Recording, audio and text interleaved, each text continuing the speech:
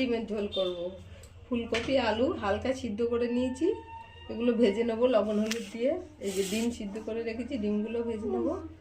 দেবো এই পেঁয়াজটাও বেটে দেবো, রসুন, আদা, শুকনো লঙ্কা আর টমেটো, এটাই মশলা দেবো। ফুলকপি ভেজে নেবো, ডিম ভেজে নেবো লবণ হলুদ দিয়ে। আগে ফুলকপিগুলো ভেজে তুলে নেবো, লবণ হলুদ দিয়ে দিলাম। ফুলকপিটা একটু হালকা করে সিদ্ধ করে নিয়েছি, আলুগুলোও সিদ্ধ করে নিয়েছি, আর ডিম তো সিদ্ধ আছেই। ভাজা হয়ে গেছে, নামিয়ে নিলাম।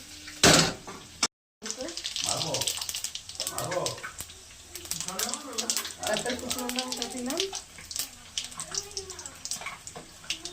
তেজপাতা দিলাম, এটা হচ্ছে আদা রসুন লঙ্কা পেঁয়াজ।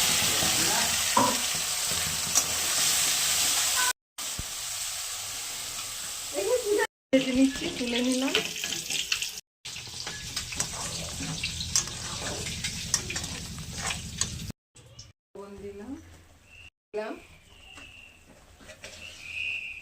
একটু চিনি দিলাম। এবার মশলাটা ভালো করে কষিয়ে নেবো। এতে আছে মশলা আদা রসুন পেঁয়াজ শুকনো লঙ্কা বাটা আর একটা টমেটো বাটা।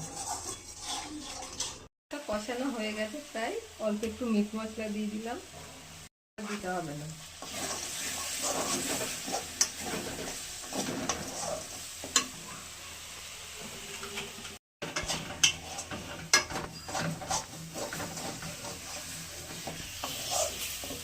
গরম জল করতে দিয়েছিলাম, গরম জলটা দিয়েছিলাম।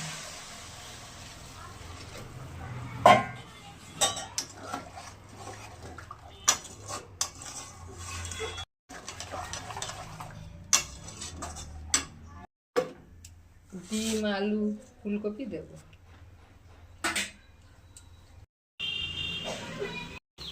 ঝোলটা ফুটে গেছে,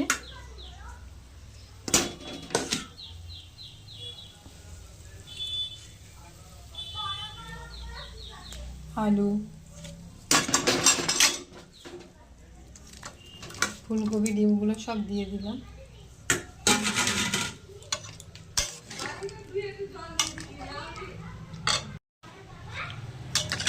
সব দিয়ে দিলাম। এবার ভালো করে ফুটে গেলে তারপরে নামিয়ে দেবো।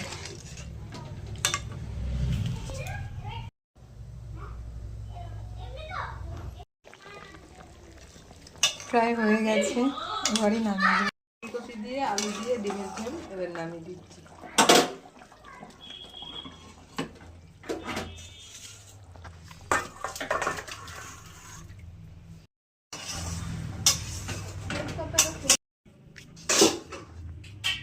দিয়ে ডিমের ফুলকপি আলু দিয়ে ডিমের ঝোল হয়ে গেছে। ভিডিওটা ভালো লাগলে লাইক কমেন্ট সাবস্ক্রাইব শেয়ার অবশ্যই করবেন। ধন্যবাদ।